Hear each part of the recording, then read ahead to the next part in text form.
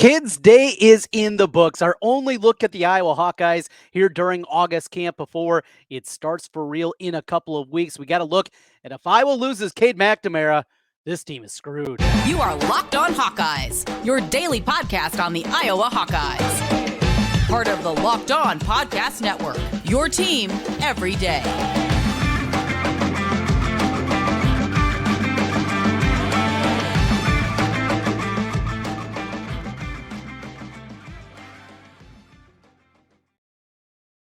I'm Trent Condon, and this is the Locked On Hawkeyes podcast.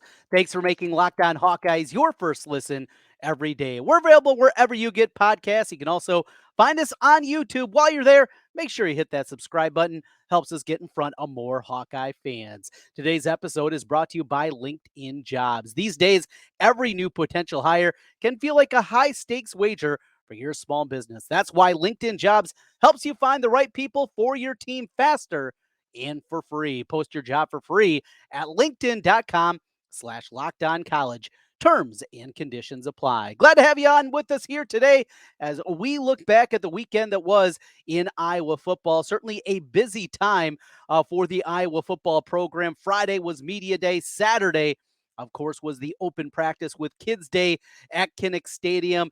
Many people made their way there. A lot of autographs were signed, and we got our first look at this Iowa Hawkeye team. It's the only look that we'll get before the games begin for real coming up here in just a few weeks. The excitement continues to build, but really the biggest storyline is what happened to Cade McNamara. After making some plays, a couple of beautiful shots up the field, hit a couple of big gainers out there, he left practice with an injury. And at first, when he saw the first reports and he saw him as he is limping off and saw the play as it happened, it was a scary one. There's no doubt about it. A non-contact injury, a guy coming off a very significant knee injury from a season ago that finished up his career at the Michigan quarterback spot as the backup a season ago to J.J. McCarthy. We saw that happen, and I think a lot of people, their hearts were in their throats, right? Just not knowing what this was going to be. Now, afterwards, we did hear from Kirk Ferentz. We also saw Cade McNamara return to the sideline, which was certainly a good thing to see him back out there. Didn't have a brace on, didn't have ice. He called it a soft tissue injury. Looks like maybe a quad muscle strain, something like that. You hope that this is not something that is debilitating, but your biggest takeaway with this, and it came without saying, right? We knew this coming into this season. We knew the importance of Cade McNamara and this team if they were going to win a division title, if they were going to have a shot against the elite of the East in a Big Ten championship game and do something special with this Iowa football team. Cade McNamara was going to be a huge part of it. We saw Deacon Hill. Deacon Hill can throw it a country mile. He's just not a very good quarterback. There was a reason that he was destined for Fordham when he decided to leave Wisconsin before the Bud Meyer connection opened up, his former quarterback coach at Wisconsin. And they said, you know what, we could use a little bit of depth, a little bit of help here. And he made his way to Iowa City. The other backup, Joe Labus. Well, we didn't get to see him because he is dealing with an injury. And the other quarterback on the roster, at least scholarship quarterback, currently is the true freshman, and Marco Lainez, who looks to have a long ways to go. And another one of the proteges of Tony Rapiopi, the self-proclaimed quarterback guru, that didn't go very well for Spencer Petras. Let's hope it's different for Lainez, but had some issues of his own towards the end of practice. McNamara, though, when he was in there, though he wasn't elite, his ability to move in the pocket, something that Iowa hasn't had really in a long time. Nate Stanley was a physical runner. He had the size to be able to do it. And every once in a while, he could tuck it and pick up a first down. His biggest thing, though, with that big size that he had, was his ability on the quarterback sneak. That made him a pretty significant runner there. And didn't matter if it was 3rd and 1, 4th and 1, or even 2nd and goal from the 4-yard line. They were just going to go a couple of quarterback sneaks and punch that ball into the end zone with Stanley. McNamara is different. Now, he's not an elite athlete. He's not a guy that's going to wow you with his legs, but it's what happens between the eyes, right? What he has happening in the mental side of the thing. Just his ability to understand his feeling of the pressure that comes up there. That goes to the offensive line. And we're going to get into that here for a moment. If your takeaway, though, from this one, though, is not how significant the drop-off would be between whoever the backup is and what would they have with Cade McNamara, I think you're really missing out here. That's how important McNamara is in this offense, taking some shots up the field. That was fun to see. And we will see exactly how that translates on the field. Let's get into the offense here and take a look at a few of the nuggets as we take a look back at Kids Day on Saturday from Kinnick Stadium. Well, got to start with the offensive line. You guys have heard me now for years. If you're an everydayer, you know it's a conversation that comes up often. Offensive line play. It is the single most important part. If this offense is going to click this year, it's going to start there. Quarterback, better. Running back, better with Kaleb Johnson going into a sophomore year and really feeling good about three, maybe as many five running backs. We'll get into that a little bit later on. The wide receiver group is obviously a whole lot better. We will get into that group and what we saw on Saturday from that group. And the tight ends are going to be excellent. Offensive line. So this is how they line things up. This is what we got to see first out there on the field, the starting lineup, if you will. And this is just one single practice. We have to remember that. What are we talking about? 25 practices before they actually get to that first game of the season. We just get to see one. And we're going to overreact at times. That's just the reality of the situation. This is what the offensive line looked like. It was Mason Richmond at left tackle. No surprise there. He has really entrenched himself, and we saw some improvements out of him certainly a year ago, and you're hopeful that he can become that guy that now takes the leap as an upperclassman. There were times that he struggled early in his career. He is out there now, and you hope that he is a guy that solidified that left tackle position. The center position is also set with Logan Jones. And we've talked about the struggles that we saw from Logan a year ago. Some ball getting back there, just the timing was off. This is a guy that was at the defensive line position before moving over to center a year ago during spring practice. And that certainly showed up at many parts throughout last season. Still, we continue to hear this from the coaching staff about how much better he is, how much more comfortable he is in that position, and it gives you hope that he's going to be in good shape. At left guard, it was Connor Colby. Colby, we saw, he's not a tackle, but he is a guard. Right guard was Nick DeYoung. He's got versatility. He can play outside. He can play inside. We got to see a big leap out of him, though, because he has been nothing short but awful many times in his Iowa Hawkeye career. And then they have Jennings Dunker out there as a starter at the right tackle. Kind of your concern with this group is who is the tackles. There isn't really that prototypical tackle on the roster, at least ready to go right now. You hope some of the freshmen maybe will develop into that, but probably outside of Dejon Parker, that looks the part, but he had the knee injury back in spring practice, making his way in from Saginaw. He's a guy that is obviously making a big jump up from D2 football, now playing in the Big Ten. Parker, though, just hasn't been healthy, and he's the guy that I'm certainly hopeful eventually will become that right tackle because he has the size, he has the measurables, he has the athleticism to get out against those speed rushers and the guys coming off the edge. He has those things that you're looking for. Maybe that leads Dunker inside. And then he got depth there. Rusty Feth wasn't a starter, but he's also transitioning, coming in from Miami of Ohio. He was a guy that was really good as a sophomore and a junior at Miami of Ohio, and then struggled in his senior campaign, at least statistically from the numbers from Pro Football Focus. Tyler Ellsbury's got a couple of starts in his career at Iowa under his belt. He was part of the backups along with Bo Stevens, Michael Malinsky, a few other guys that were out there that you got to take a look at and that are going to be a part here. But it kind of feels at this point that the two transfers are still learning the ropes, trying to understand. You do want Kirk Ferentz, he's high on this offensive line. He was relatively high in this offensive line a year ago when it's one of the worst we've seen probably since his first two seasons as the Iowa head coach. That's how bad that offensive line was a year ago. And there were times that he thought they were trending in the right direction, and it never exactly hit. Is he just trying to, talk himself into this offensive line being good? We know the importance of it. We know how big it's going to be for this offensive line. We're going to talk more about the offense when we come back on the Locked On Hawkeyes podcast. Wide receiver popped 5 deep at the running back position. I don't think it's crazy to say. We'll get into that a little bit more. Plus the defense as we take a look back at our only look at the Iowa Hawkeye football team before we get into the first game of the season. As we continue here on Locked On Hawkeyes. These days, every new potential hire can feel like a high-stakes wager for your small business. You want to be 100% certain that you have access to the best qualified candidates available. That's why you have to check out LinkedIn Jobs. LinkedIn Jobs helps you find the right people for your team faster and for free. As a small business owner, I know the importance of this. Time is money. And if you're spending a lot of time setting things up, trying to find the right people, it can definitely cut in to your bottom line. Very easy at LinkedIn Jobs. You just add your job and the purple hashtag hiring frame to your LinkedIn profile. That spreads the word that you're hiring. Then simple tools like screening questions make it easy to focus on candidates with just the right skills and experience so you can quickly prioritize who you'd like to interview and hire. It's why small businesses rate LinkedIn Jobs number one in delivering quality hires versus leading competitors. LinkedIn Jobs helps you find the qualified candidates you want to talk to faster. Post your job for free at linkedin.com/lockedoncollege. That's linkedin.com/lockedoncollege to post your job for free. Terms and conditions apply. Trent Condon back with you once again here on the Locked On Hawkeyes podcast. As always, thanks for making Locked On Hawkeyes your first listen every day, your team every day. That's what we do here on the Locked On Network. And if you're a fan of a baseball team, as we make our way through August, Cubs fans, I know you're getting fired up. Twins fans like me, still in first place in that terrible division. We got you covered there. No matter your NFL team, NBA, NHL, we have you covered here on the Locked On Network, your team every day. Also have you covered with fantasy football, betting tips, and a whole lot more. You have it all here. How about Locked On Big Ten? Big Ten fans, obviously, are with us here on Locked On Hawkeyes.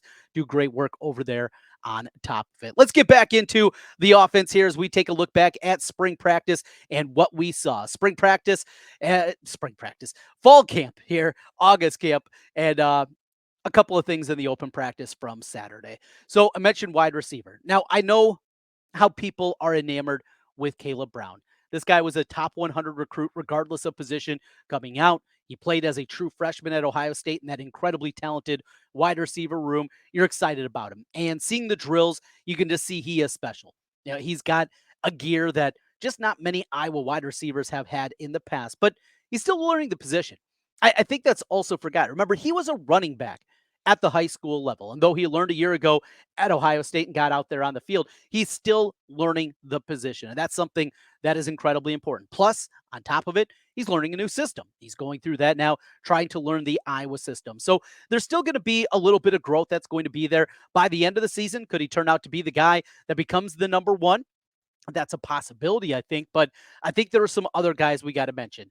Nico Ragaini, we know what we're going to get out of him year after year. Get him healthy, put him in bubble wrap and have him ready by the end of the season after the foot injury that he sustained last year. How many injuries have piled up in him now going into his sixth season of eligibility? We know about Ragaini. How about Seth Anderson? You know, I was so enamored with Seth Anderson watching back, went back when Iowa recruited him and got his commitment. Watched his game against NC State against a very solid ACC team. He looked the part out there when he was at Charleston Southern. Looked really good in that football game. There's other times you watch the highlight package. He just understands the position. He's got the bloodlines, obviously, with his dad, Flipper Anderson, the former NFL great. You have that component to it. Not a big guy, but he's got speed. Speaking of different gears, he's got a different kind of gear than a lot of guys. And then Deontay Vines. Deontay Vines, a year ago, he was the guy kind of at this point in camp that was getting so much buzz. Now, Iowa was getting decimated with guys sitting out and had injuries and had all kinds of things trying to figure out exactly what they were going to be. Vines was that guy before he broke his wrist and had to sit out the first six games of last season. And we saw him on the field in the back half of the year, made some catches, made some plays, but I think he has kind of hit the ground running here in spring practice and into fall camp. He's been really, really good, and that makes you excited about the wide receiver position. And then I mentioned, five deep. Now, on the surface, Kaleb Johnson is the dude. This is your bell cow. This is a guy that needs to get 85% of the snaps. I think he's that good. I think he's that talented. I believe he is as talented as a running back and a combination of everything that they've had since Sean Green. I don't think that's a stretch. I don't think going back 15 years and looking at the season that Sean Green had, that's the kind of season I could definitely see for Kaleb Johnson. Again, if the offensive line is able to figure it out up front. He is so talented. Power, size, speed. He has it all. Iowa, Goodson, Wadley, those kind of guys, kind of scat bats, right? Not the biggest guys by any means. This guy has the size that you can give the ball to him 20, 22, 24 times a game and feel really confident. If he can stay healthy, they're going to be good. You got a very competent backup in LaShawn Williams. We've seen him. Jan Pedersen, I think his best football still is in front of him. But then we got a couple of other names late in practice on Saturday. A couple of guys that I think surprised a lot of people, myself included. Now, Terrell Washington came in. He was part of the group that went through spring practice. He enrolled early, saw him, another versatile kind of guy. He's been called the best pass catcher already out of the running back group. And we'll see if there's some kind of role for him this year, using him at jet sweeps, doing some different things that way, use him in the passing game a little bit more if he can carve out a little bit of a role. And then Kamari Moulton, guy from Florida that we just frankly have not talked about a whole lot. Moulton really showed a little punch to his game and finishing off runs, which you love to see out of that group. So that's what we have at this point in time out of some of the offensive guys. We mentioned the offensive line, the importance there. Tight end, they're going to be 5. Hey, Steven Stylianos, he's big.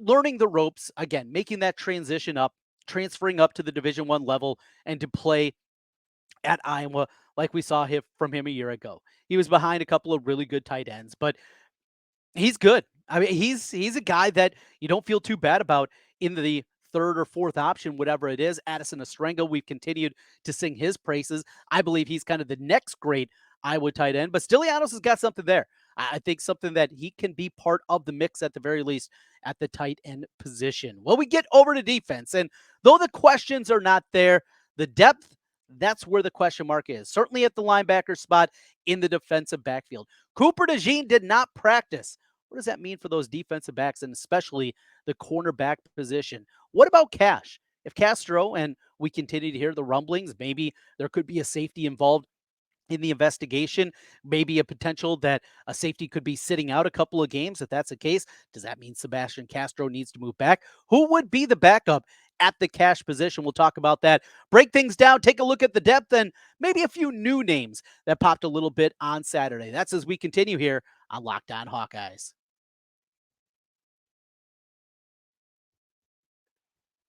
Trent Condon back with you one final time. This is the Locked On Hawkeyes podcast. Thanks for making Locked On Hawkeyes your first listen every day. Defensively, well, the defensive line showed up. Noah Shannon, another one that we're awaiting from the NCAA, what kind of suspension he's going to be looking at for this upcoming season. Now, he was not sitting out because of that. He was sitting out because of injury. But we saw that with a bunch of the veteran guys, right? We mentioned Cooper DeJean. He wasn't out there. You go a little bit deeper through a couple of the position groups. Those veterans, they get some days off, right? They've put in the work. They know what they have with these guys, and you want to keep them healthy. I mean, you go through that many reps, and there's going to be injuries that definitely pop out. And I was working to make that something that isn't going to happen coming up this season. But with Noah Shannon, all right, he's out. Well, that means Y.A. Black. That means we're going to see a whole lot more Aaron Graves. Those two guys. Black is just a behemoth. He is such a big dude out there. You look him, that frame, that size. He's wearing a number in the 90s. He just is a hulking dude out there. Pad level has been a concern because of that size. That's something that's always been talked about him, but also health has been a concern. A healthy season from him. The depth of the defensive line is ridiculous, and maybe it got even deeper from what we saw on Saturday. Brian Allen. We talked about him and Caden Crockford a little bit, the redshirt freshman, and are we going to see a little bit more out of those guys this year? Well, certainly, I thought Crawford had a couple of moments, but Brian Allen, he was all over the place. This is a guy that is seriously probably number 6 at the defensive end position right now, and he was causing havoc all over the place, and it didn't matter what team he was going up against. He was in there making plays, disrupting. We saw the same thing in the spring game back in the springtime, and just how good he was back in April. Kind of a gamer. Now, Kirk was quick to mention afterwards, haven't seen that every practice. he hasn't been out there being Lawrence Taylor like he was on Saturday, but really good to see yet another piece of the depth there. We didn't get to see what Pittman wasn't out there as he was attending a wedding, but got to see that defensive line. It is so deep. It is so good. They are going to just absolutely dominate. Deontay Craig, he's not only looking at an all Big Ten season, he very well could be in the running for an All-American. That's the kind of number that he could put up there in terms of tackles for loss, in terms of sacks. He did it a year ago in a limited role with 6.5. Can he get up to double digits this year? I don't think that's a stretch by any means for Deontay Craig and just how good he is. The question is back behind that, right? And at the linebacker spot, what they're going to do, trying to figure out Nick Jackson coming in from Virginia, 3-year starter with the Cavaliers, and then the returner in Jay Higgins. So Higgins gets thrust in a year ago, playing, though, with Jack Campbell playing not as often as Iowa ran a whole lot of cash last season, but he was out there after the injury to Justin Jacobs, and I thought acclimated himself very well, really improved as the year went on. Figuring out that right combination, it was on Saturday, Jay Higgins in the middle with Nick Jackson at the will position. And basically, Iowa, their system, it's a 4-3 with two inside type numbers. The Will guy is more of an inside type of backer. And then your Leo with Carson Shire, who many people anticipated would be the guy out there. It was Kyler Fisher. He's been around. He's been a special teams ace for the Hawkeyes. And they feel very confident with Fisher. You can see that. Not a real tall guy. What is he? He's listed at 5'11". That means he's probably 5'10". As a short guy, I definitely know how that one works out. But Fisher, he's going to be in the right place. He's going to be fine. Some of the other young guys, we're continuing to wait for them maybe to pop a little bit. That's what we saw at the linebacker spot. Still, the biggest question at linebacker is going to be figuring out what is the best combination for this team. Is it Jackson inside and Higgins out, or vice versa with the Will and with the middle linebacker spot, and then figure out Leo? Now, I mentioned the defensive backfield, and Sebastian Castro at the cash position. Looked like the second guy out there at the cash position was Cohen Entringer. And Cohen is a guy that just continues to generate buzz. He really took a step forward during both December camp leading into the bowl game. I heard a lot of good things about him. Spring was a little bit uneven, but it looks like he's kind of hit the ground running here himself during August camp. He is a guy that is versatile. They can play him at that cash position. He can be a safety. And if it is something where Castro's got to go back there, move back to his original position as a safety, that's something that they definitely could do and play around with that a little bit more. No Cooper DeJean meant we got to see a couple of the youngsters out there. Great to see Jamari Harris out there. We know when he's healthy, what a good player he can be and is going to be for this Iowa football team. And you hope, obviously, for health for him and everybody coming up this season. The other guys, though, if you've been listening to me for a while, you know that I don't want to say it's unfair, but there's a lot of people that want you to believe what we saw from TJ Hull. He got thrown in last year after Cooper DeJean was injured in the Nebraska game. He get thrown into a very difficult spot against one of the fastest wide receivers in the Big Ten, and he got burned.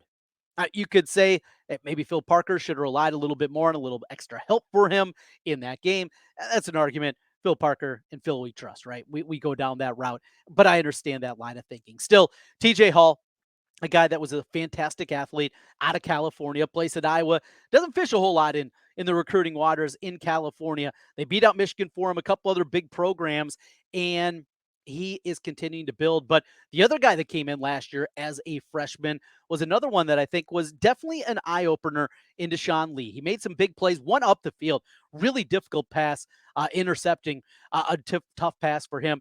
I thought he showed out really well, and you're looking to build that depth. We know you need cornerback depth, not only because a lot of times you're playing deep three guys, sometimes four over the course of a game. You got to have the depth there. And I think they are starting to build that just a little bit. One other name I wanted to throw out there at the linebacker spot, forgot to get to him, Jackson Rexroth. Really good story, too. And a guy that I think is going to be out there right now at the Leo position with the injury that we're going to see with Shire being hurt right now. Maybe Rexroth out of the young guys is going to be a one to finish up. Speaking of finish up, we finish up with special teams. Tory Taylor is a stud. All right, not much more to say there. Kicker, Drew Stevens comes back after a freshman All-American campaign. Had a couple of misses in there. Heard it has been shaky at times, but kicker, get that headspace right. The good thing is certainly the power in the leg has amplified this year, and they're going to need that. Not just for kicking, a 52, 53 yarder from time to time, but he's going to be doing the kickoff duties. And because of Aaron Blom, obviously his college eligibility is over, betting on a game a couple of years ago. That's going to be something as well. We'll get more into the betting, the news that broke while I was in Las Vegas about Arlen Bruce and a few other players. We will get into that here in the coming days on Locked On Hawkeyes. That is a recap, though, of Kids Day. A lot of great things. Where am I right now? Had this question posed to me. Where am I after spring practice? Now, why do I say spring practice? After our Kids Day open practice, where am I right now? A little bit more concerned about offensive line. And it's not because the defensive line dominate, because they always dominate. It happens every single year. Even if Iowa has a really good offensive line, we see the defensive line dominate in any open practice that we get year after year after year. That's just a likelihood. I'm still a little bit more concerned about that offensive line, and that does scare me about this season. Cade McNamara, if he goes down, season's not over, but we're in big trouble. We're in big, big trouble at the quarterback position. I don't think there is any doubt about that. Defense is going to be fine. Defense is going to be elite. That's what we're going to get there. Offense, wait and see. And it's because of the offensive line. That's where I am here on August 14th. That'll do it for today. Back at it tomorrow on Locked On Hawkeyes. A busy week. We got you covered. Your team every day on Locked On Hawkeyes. We'll talk to you again tomorrow. Go Hawks.